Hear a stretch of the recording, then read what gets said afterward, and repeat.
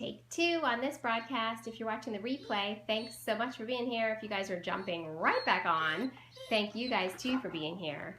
Awesome. Yep, you are ready to work. I hear ya. Good boy.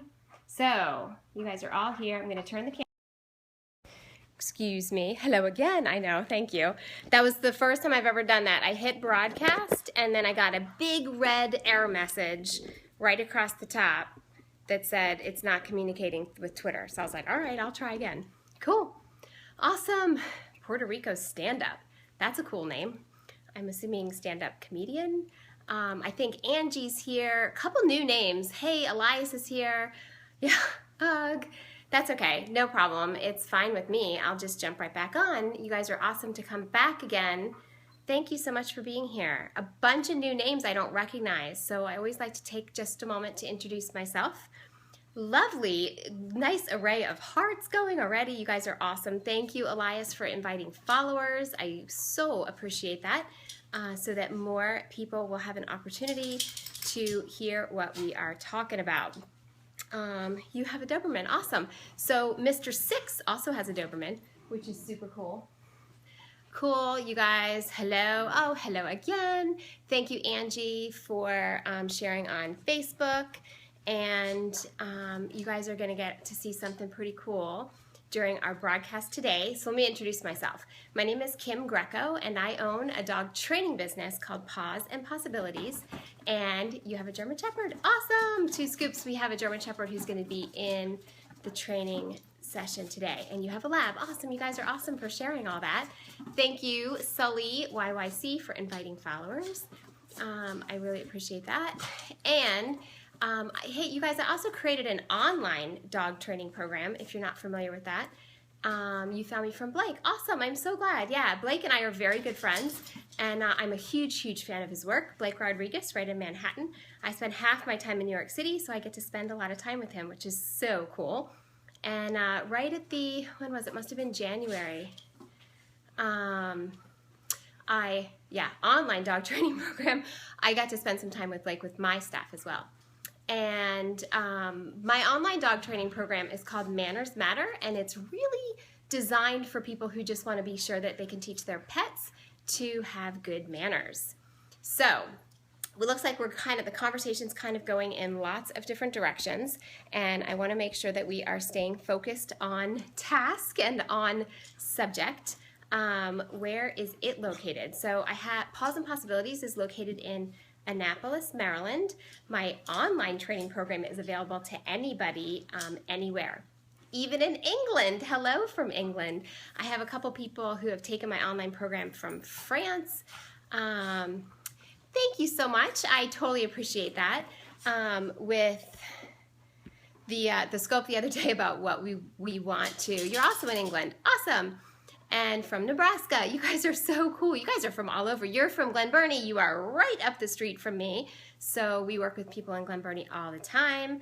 I haven't worked with anybody in Nebraska, not yet, but I did sell a horse one time to someone that lives in Nebraska. You're from Australia, Georgia, North Carolina. Awesome. Agility training.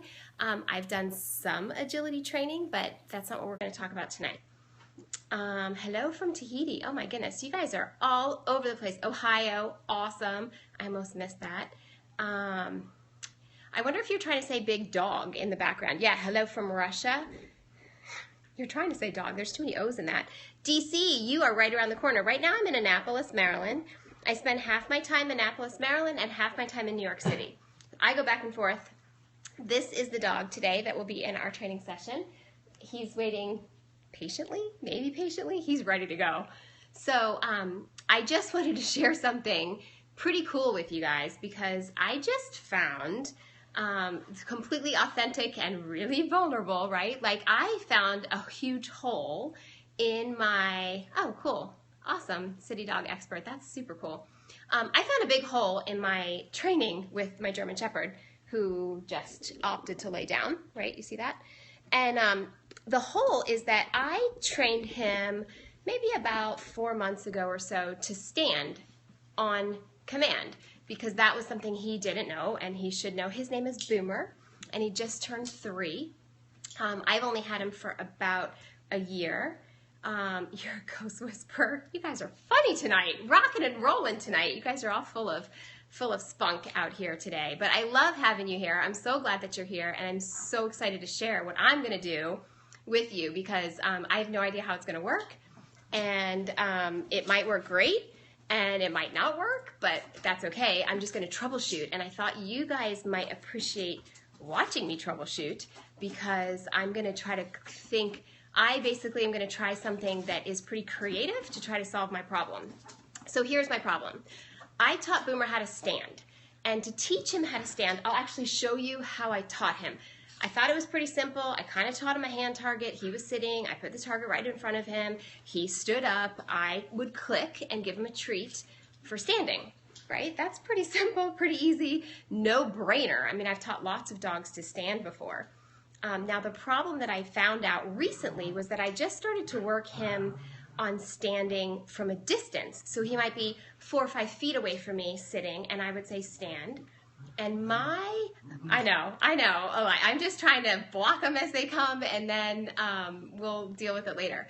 So, hey, Molly's kicking Boomer's butt.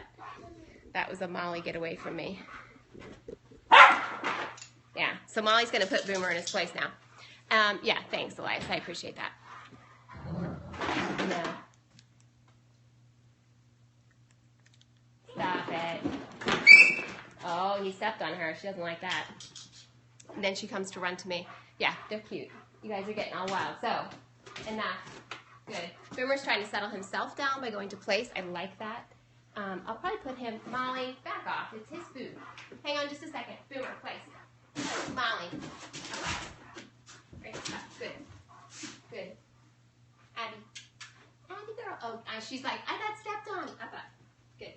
Okay, stay. Cool. We'll see if that helps. So, train him how to do stand. He's right in front of me. He stood. Everything was great. Yeah, I'm working on it. And then, dogs chatting. Yay. So then, you guys check this out. Hey, Molly. Enough. Everybody's rammy. The dogs are just as rammy as the viewers on Periscope. We have a full moon tonight or something. Yeah.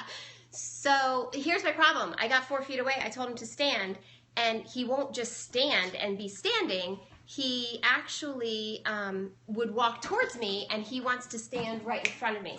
Hang on a minute. No, girls. Up. Up. Abby. Up. Wrong. Good. Come on. Right here. Good. Okay, I'm going to get rocking and rolling so you can see. I know, bad dogs tonight. That's okay. I'm totally cool that you guys get to see that they make mistakes. And then I always think it's a great learning opportunity for you to see then how I can handle that. But I'm not watching them. Watch, she's going to try to, you can't see her. She's going to try to sneak off while I'm not watching. So this is what I'm going to do. I'm going to work on Boomer learning how to stand from a distance. And so far, what I tried is put him on a place like he's on there. Well, he's actually falling off of it because that one's really small for him. But I put him on a place and I told him to stand, and he really wanted to, thanks Angie, he really wanted to walk off the place and come over to me because, yeah, he's cheating because he's huge and he knows. Good boy, Boomer. Right, so it was literally like, cool, Elias, I'm glad. So he would want to come off the place and come over to me because he thinks his definition of stand is to come stand right next to me in place and stand. That's what he thinks he's supposed to do. So it's literally like I'm telling him to stay and to come to me at the same time. And his little brain was like, well, I don't understand what you want me to do. So this is what I'm troubleshooting. It's like stand just means obviously stand up. It doesn't mean come to me, but because I trained it right in front of me, he superstitiously connected those two that he thinks he should be in front of me. So let me show you that first. And I'm not going to be able to see the comments. Yeah, I probably could. That's a great idea. He's pretty tall, so I could try it. I haven't tried that. That would be interesting to try. But I want to show you, I just made a little contraption outside that sort of created a barrier. So we'll see what happens. But let me show you first how he learned it. So when I head over here, obviously I'm not going to be able to see the comments, but I'll touch back with you before I try the troubleshooting. So let me show you how he learned it. Good. Release. Good boy. Let's see. I want to make sure you can see him. Good. Good. Right. Sit. Good. Stand. Next. So, good. Place. Awesome. So that's how I trained it. And he wasn't actually touching my hand, so he would just stand up. Wrong. Up. Place. Place. Good. Right? He wasn't actually like smushing into my hand, but he was focused on my hand and right there kind of next to me. So that makes sense? So I didn't know I had a problem until recently. I'll show you what I did. Really. Good boy. Good. Excellent. Sit. You can still see him. Good. Stand. Right? Good boy. Okay, place. Place. Right. So he thinks it's positionally related to wherever I am, as opposed to just could you get up and be there. So you guys get that? Like that's kind of where I am in troubleshooting. You see the problem. Perfect. So here's my solution. I'm going to change the camera angle a little so that you can see him. You might not, I might be headless. What's the plan? Oh, I'm going to put a different type of place down, like rubber mats for him as a place that he, yeah, I am. I actually taught Jeff Gelman and his whole staff how to use clicker training. So if you've seen him do anything with clicker training, that's from when I went to his place and gave a workshop to teach him how to do it. He's a very good friend of mine, Jeff Gelman. Love him. Okay, so I'm putting a mat down on the ground, and I tried to work place where he had to stay on the mat and stand up, and it was hard for him. He wanted to come off the place and come to me so he could stand. So I'm putting a barrier up. I'm actually going to tilt that place where he's on now. Yeah, but he is still mentally, he's still trying to come to me. So I'm mentally clicking him. I try to scope every day, Monday through Friday. Sometimes I scope on the weekends. Before he moved to you. Yeah, great plan, but unfortunately, it's partly is that he's thinking, oh, I'm going to walk over to Kim, and if I click, partly I'm clicking exactly what he's doing, but really I'm clicking his mindset, his intention also, and so it would be really hard for him to figure out, stay right there. But let's see how this works. So you guys just watch. I really don't know how it's going to work, but this was my plan. I want to get him in the idea of standing and not coming to me and getting reinforced for that. So let me set this up. I have this mat for him. Good. Release. Excellent. Good boy. Place. Good. And put a little bit of a barrier. Wrong. Place. Good. Let's see how he does. Boomer. We hear something upstairs. Hey, hi. Good boy. Wrong.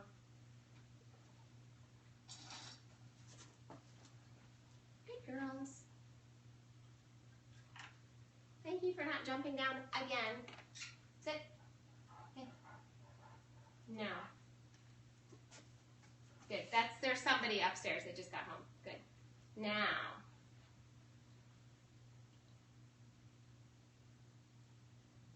No. Hey, everybody has this like teeny tiny little growl. I don't know what's going on upstairs, but obviously something exciting. Good. All right. I don't think that anybody's here, but we'll see. Okay. Sit. Good boy. No. Pop. Good. Do I have you? Okay. Stand.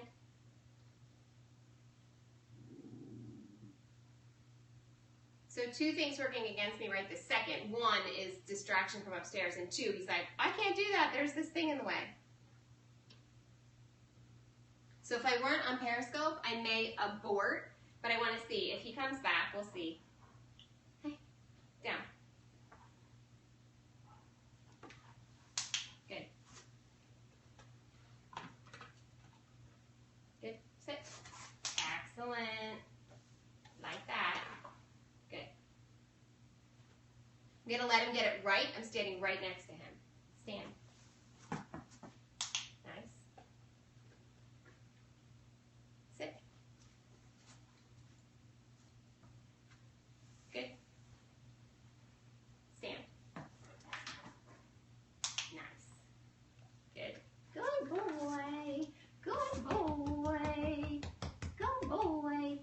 Sit. Wrong. Good. Down.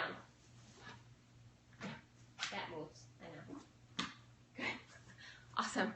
Cool. So he did it a little slow. We ended up with some weird distraction from upstairs. Totally fine. Did you see how, though, I worked with, like, okay, now we have, yeah, of course. I could do that. City Dog Expert, by the way, I love the way you're thinking. And this is so important when you're dog training and you're troubleshooting and you run into some sort of a glitch that you weren't expecting.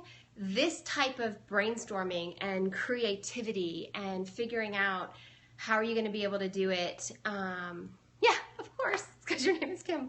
Right. So, but that's what I want you guys, that's the takeaway I really wanted you guys to get from this scope is that when you run into a situation like this, like I'm never one to just be like, let's work it until you can figure it out or you're going to get in trouble. Or, I mean, look at, I could have corrected him for getting up and moving towards me. Kim, you think he did really well with the distraction. I actually don't think he did that great with the distraction. But did you see how it made it easier for him because he was so distracted? I moved right back up next to him. Yeah, perfect. Right back up next to him and worked him in a way that I was pretty sure he'd get it right, asking fairly easy things. I thought he'd get stand right when he was right next to me. I had him doing that after he was distracted by whatever's happening upstairs right now, just to kind of keep on like, hey, do I still have you? Are we still in a good working relationship? And then I moved back up. Yeah, I know, yes. You're gonna take off. Absolutely, I'm so glad you were here. Thanks for being here. And thanks for saying bye too. So yeah, he's used to lots of distractions, so I have pretty high expectations for him, but I do always like to meet him where he's at and then see if I can go to the next step. So some sessions we get a lot of work done, some sessions we don't get much work done, but that's my goal is to meet any dog where they are and then move forward. And every dog will always be in a different spot every time you work them. So hey, how are you? So glad that you guys are here, and that's it. So if you have any questions about that, I'm happy to answer them. I'm gonna quit while I'm ahead, as we like to say in the dog training world. Hey Sue, thanks so much for sharing that on Twitter. I really appreciate it. Long time no see. I know, I am here. Nice to see you guys. And I'm so glad that you guys are all here and that you got to watch that. Yep. So, and it didn't go super well, which is one of the things I love. More distance using the gate. Yep. Taking him off food. Yeah. Train my dog, he knows left and right. Play dead. Oh, that's awesome. I love that. These two little white ones know play dead and they each know it. So a lot of times when I say bang, they both flop over, which is pretty cute too. So yes, I'll build up duration. I just want him, right now, I want him to get reinforcement history for standing up without having to walk over to me so that he'll start to figure out walking over to me isn't part of what I'm requesting of him. Once he figures out he has, for whatever reason, connected that's not part of the end behavior, yeah, I'll work on distance from me with very short duration. I'm not worried about duration right now. I just want him to learn that stand does not mean walk over to me to stand next to me. Stand means stand wherever you are. So I can sort of make an external crate like this. When you're clicking the action and the mindset. Absolutely, because if he's thinking, hey, I'm going to walk over to you, and I click, especially if he keeps walking over to me, right? Like, I'm not really much better off than if I just waited until he got to me and clicked. Plus, I'm not actually training stand, I'm training walk. So, yeah, perfect. Awesome. Yeah, +1. You guys are awesome. I'm glad you get it. It's really important. And one of the reasons I love, thank you so much.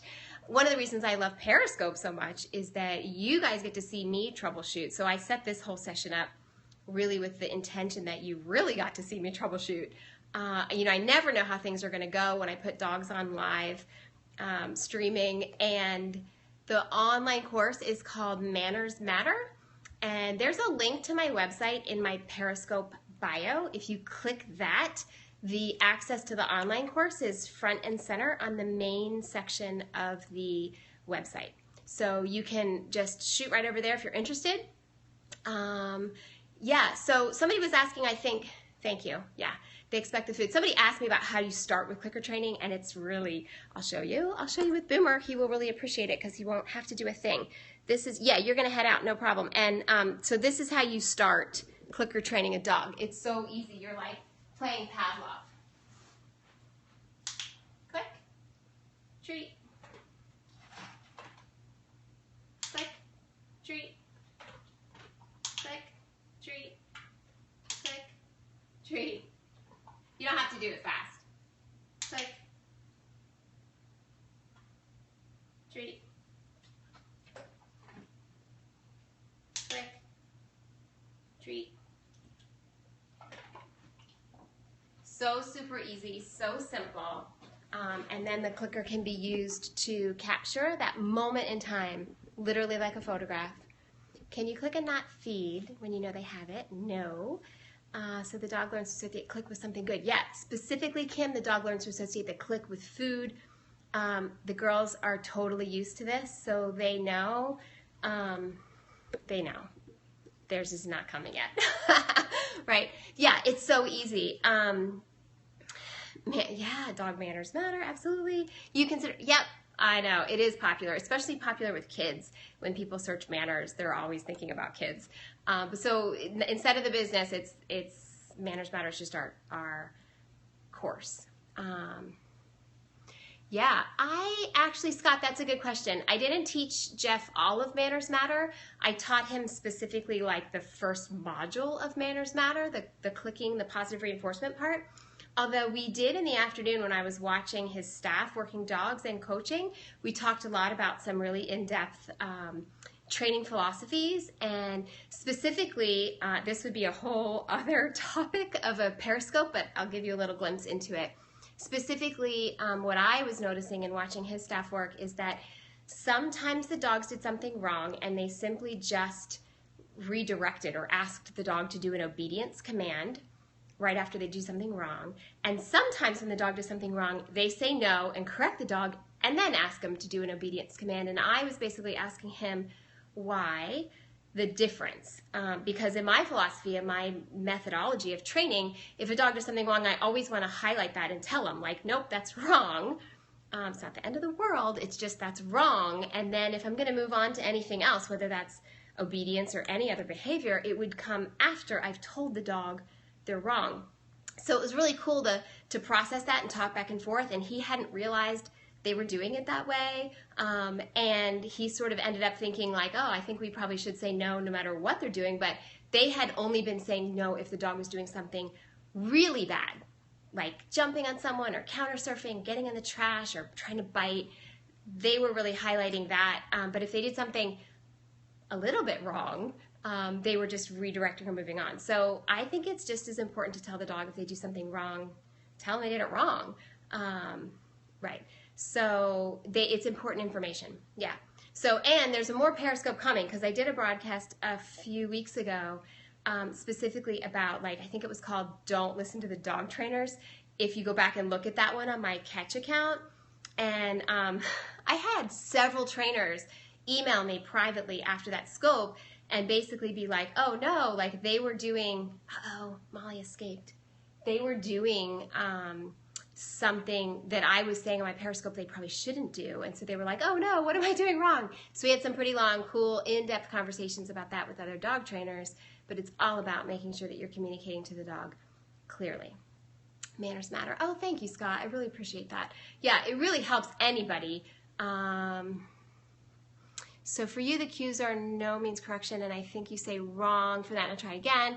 Yeah, you love core training, they follow, get along, wonderful scopes, we're lucky, that's awesome. So yeah, for me, I have lots of different words I use, and so sometimes I say nope, sometimes I say wrong. Yes, right, yep, so very similar to what Blake says. It's hard to, I know, I love that he does that. So I say no when they do something wrong. Blake says nope. I say no, and I tell my clients to say it calmly. I don't think that they should be screaming at their dogs at the top of their lungs. I use e-collars, not on every dog we train, but on the ones that it's a match for what the clients want. We use e-collars. I have an e-collar on my German Shepherd. I don't have them on my little ones. They don't really need them. But he does to keep him in line. Absolutely. So it depends on the dog, depends on what the person wants. But when I say nope, it's usually more like wrong, meaning not a big deal. It's just literally, it means no more reinforcement is available for what I just asked you. Clicking for what you like versus clicking to end a behavior. Perfect. That's an awesome question. That could probably be a whole Periscope in and of itself too. So for me, there's a lot of talk sometimes about, does the click end a behavior, or does the click just mean I'm going to reinforce you? So different trainers handle this differently. And for me, I say, guess what? The dogs can figure it out. If I'm working a place command and I click, and I'm training place, and I click, it doesn't mean come off place, because they're not allowed to come off place until I say okay, or release, depending on the dog, then they can come off place. So if I click while they're on place, it's like I'm telling them good, and I'm going to come and bring them some food. I could say I'm good, and then I don't have to bring them food, but if I click, I have to bring them food, and they stay on until I release them. So that click doesn't mean the behavior's over. If I call a dog and they turn and they take one step away from me, they could be 50 feet away. But if they take one step in my direction, I'm going to click, because that is the moment in time I want to tell them, yep, you're exactly right. And they're just going to keep coming to me. I'm going to reinforce them when they get to me. Lie down. Right? So it depends on what behavior you're doing. Now, it's interesting with Boomer that,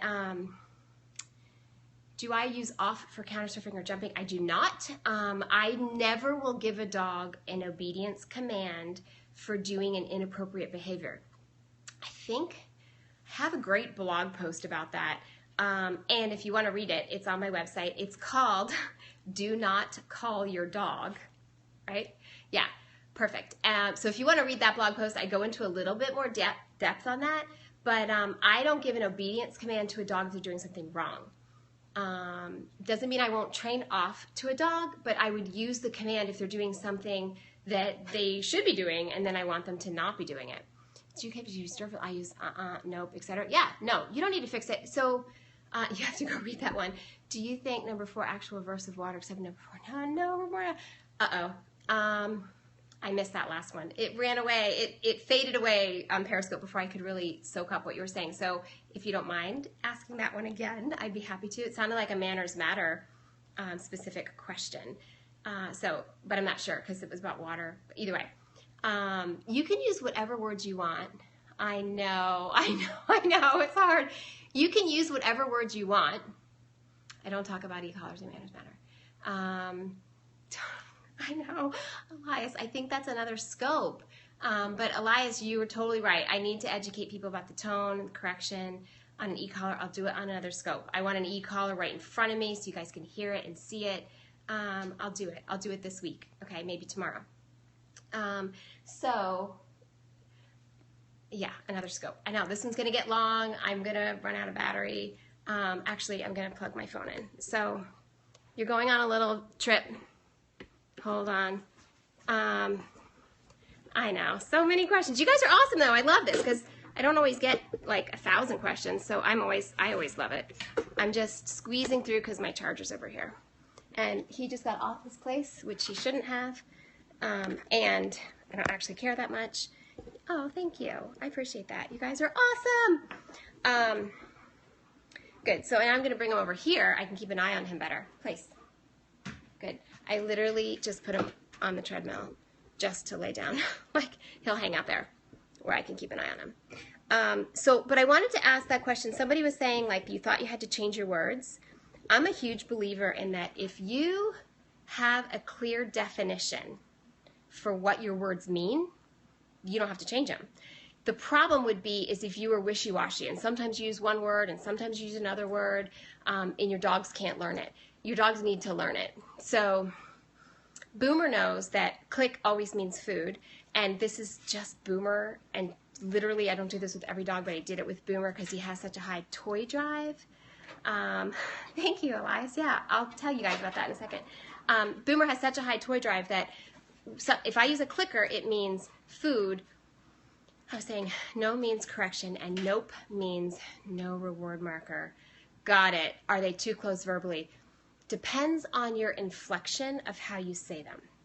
If you said them in a similar way, then I would say they're too close. Does that make sense? Good. Perfect. Yes, these three are my dogs. My two Shih Tzu mixes I've had since they were 8 weeks old. Boomer I adopted by accident from a client a year ago. So that's a long story.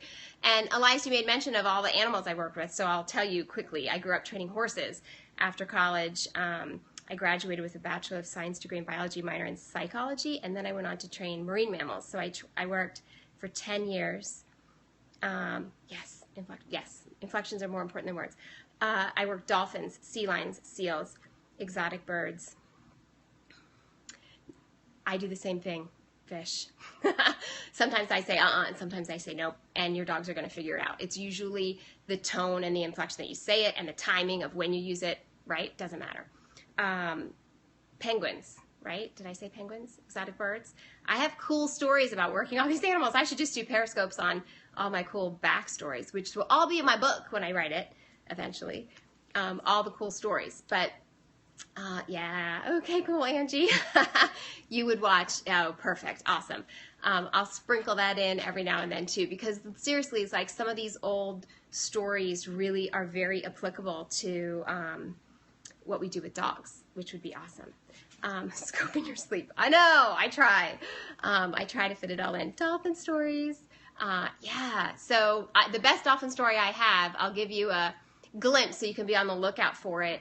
The best dolphin story I have that I like to share with dog training led me to being so passionate and so attached to my philosophy that a positive attitude will trump almost anything else. So an animal, a dog's, having a good attitude, having a positive attitude, for me, will outweigh whether or not they've done what I asked them to do correctly. In fact, there are times where I might ask a dog to do one thing, let's say I ask them to lie down, but if they do something different with a really great attitude, I might actually feed them. I might reinforce them either with food or attention or praise on purpose, specifically because, wow, I love that attitude, because I feel so strongly that if you have a dog with a good attitude, you could train them to do anything, right? The training will be easier. So it's worth it to reinforce the attitude. There's a whole nother periscope I could talk about, right? So there's 1,000 things to talk about. I love that you guys are here. I love that everybody's so interested and willing to learn all this stuff. When you engage in behaviors, does it matter? It doesn't matter if you ask. Yeah, it depends on what stage they are. Barks and crazy, no and quiet work, but he's not behaving. Yeah, so I use quiet only when a dog is barking in a situation where they're allowed to be barking. Because, like I said earlier, I don't use an obedience command in response to inappropriate behavior. And for me, my definition of being in a crate means you have to be quiet. I don't want to hear you barking if you're in your crate. So if I had a dog barking in his crate, it would be no and correction, not quiet. If I had a dog who barked, that goes to the bank and sabotage that, that's so cute. I love that. I take my dogs to the bank, the little ones to the bank sometimes, and everybody loves them. Any kind of correction that would work. So it could be an e-collar correction, it could be a bark collar, it could be no in a squirt bottle. I mean, it depends on the dog, right, on what's going to work, but some sort of a correction. So to tell them, hey, I don't want you to do that. And sometimes you need to get to the root of why are they doing it. Sometimes they need other things. Air blaster, yeah, anything like that. Tap on the crate, yep, it could be, like, it just needs to be effective, right? And so you run into a little bit of a blip where if what they want is you, and then you show back up to give the correction, it's a mixed message, like, well, I'm getting you, even though I also have to get the correction. So there's some finesse that you need to play into account and to take into account on figuring out why the dog is barking. But to segue, very different than, like, my dogs are allowed to bark if someone's on our property or if somebody rings the doorbell, they're allowed to bark, so they're not doing anything wrong. At that point, I would then say quiet. Once I have said quiet, I don't want to hear them. So if they made more noise after I said quiet, then I would say no and correct them. However, we try constantly understand the attention thing, predicting needs. Perfect, that's awesome. If I said quiet, if a dog was barking and I said quiet and they stopped barking, I would click and give them a treat because they have just done exactly what I wanted them to do. So you have to understand why. Hey, thanks so much for inviting your followers. That's awesome. You have to understand why they're barking, and you have to know ahead of time what your definition is, which I tell everybody. That's like my big mantra when it comes to dog training is if you can define it, you can train it. So everything has to have a definition, and you have to know what is your definition. My definition for hiding socks in the garden, well, my dogs aren't allowed to take anything out the door with them that doesn't belong outside. So how are the socks getting outside? I would stop are they allowed to have socks inside? And by hiding in the garden, do you mean digging? So there's all sorts of doggy door. Awesome. So if you're having a particular issue that's predictable like that, then one, I probably would close the doggy door. Thank you. I appreciate that. So it all depends on, so if you have a doggy door, now the issue is, are they allowed to have socks inside? And the issue is that they're taking them outside and hiding them in the garden, or are they taking socks inside and they're not supposed to? I don't generally recommend people let their dogs pick up socks on a general rule of thumb, although I'll be completely honest with you. Molly picks up socks when my kids come home from school when she goes to greet them because socks are usually on the floor in the laundry room, right? Because my kids don't pick them up. And yeah, and so I don't care if she picks up a sock because she likes to have something in her mouth when she greets the kids because she gets so excited that the kids are home that she would like to be mouthing them. And she sort of taught herself when she was very young that if she had something in her mouth, she couldn't mouth them. So I reinforced that. Would I prefer it be a dog toy? Sure. But if she picks up a sock that's already on the floor in the laundry room and puts it in her mouth while she says hello to the kids walking through the door, she sets herself up for success. And as soon as she's done, she drops the sock and she doesn't touch it again. She doesn't eat the sock. She never has eaten a sock. She doesn't take the sock and put them in weird places all around the house. Like, I don't really care. So for her, that's fine, right? If Boomer picked up a sock, I would be like, no, and spray him or e-collar crack, like whatever he needs. He's not allowed to pick up socks. So it depends on the dog. It depends on why they would be doing it or what the definition is. In your case, I might recommend work on don't dig through my gym bag and take out my socks way before we need to fix. He makes a bed out of your gym clothes. So you have to decide if that's okay. It might be okay for some dogs when I first come in the door. Oh, that's cute. And so why do they do it? Hard to say. Sometimes dogs lay on you because they're asserting dominance, but probably it could just be like, oh, I missed you. I'm so glad to see you. So anyway, you guys, I actually am going to run. I have to go pick up my kids. They are done at 8 o'clock. I love this scope. I love these questions. I'm so glad that you're here. I do always put your gym bag away. Yeah, thank you. That's another option, right? I am so thrilled that you guys are here. I love this conversation. I love the connection. Thank you. I appreciate that. I always love being here. You are very welcome. For my time, I always appreciate you guys for your time. So I do always like to touch base and let you know that I know that your time and your attention are both very valuable, and I don't take it lightly that you're choosing to share both of those with me. So thank you very much. I appreciate it. If you haven't already downloaded my free download from my website, I recommend you do that. Head over to Paws and Possibilities, put in your name and email, and you'll have a free download sent right to you about making sure that you don't accidentally reinforce your dog for doing stuff that you don't want. Definitely information that any dog owner should read. That's it, you guys. Have an awesome night, and I'll see you tomorrow.